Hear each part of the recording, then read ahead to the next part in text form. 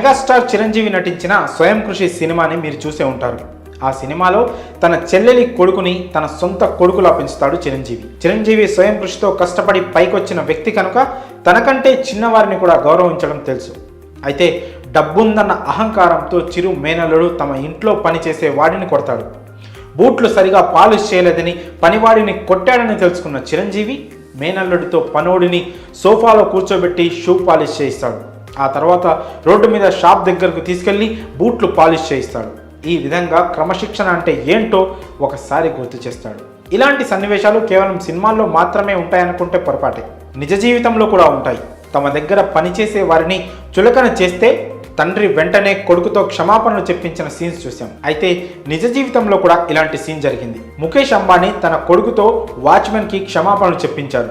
అవును, మీరు విన్నది నిజమే. అదేంటి, ధనవంతులు పనోళ్ల పట్ల దురుసుగా ప్రవర్తిస్తారు కదా, అసలు వారికి విలువ ఇవ్వరు కదా అని అనుకుంటున్నారా? అందరూ ధనవంతులు అలా ఉండరండి. కొంతమంది ముఖేష్ అంబానీ లాంటి వాళ్ళు కూడా ఉంటారు.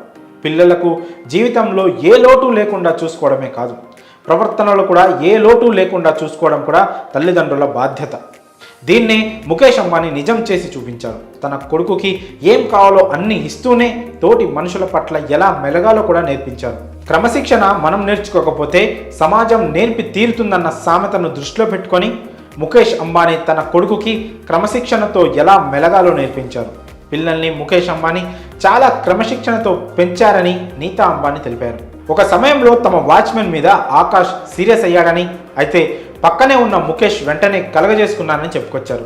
ఆకాష్ను మందలించి వెంటనే అతనితో వాచ్మెన్కు క్షమాపణలు చెప్పించారని నీతా పేర్కొన్నారు. ఓ ఇంటర్వ్యూలో మాట్లాడుతూ ఆమె ఈ కామెంట్స్ చేశారు.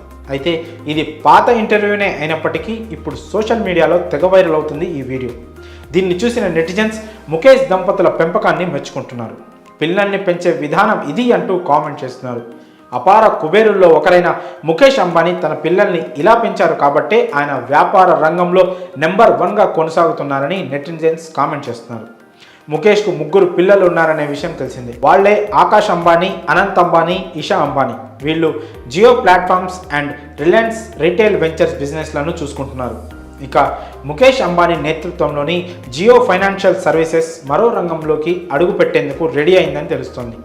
బ్లాక్ రాక్ అనే కంపెనీతో కలిసి మ్యూచువల్ ఫండ్ లైసెన్స్ కోసం దరఖాస్తు చేసుకుందని నేషనల్ మీడియాలో వార్తలు వస్తున్నాయి. ఈ దరఖాస్తు securities exchange board of India పరిశీలనలో ఉందని సమాచారం.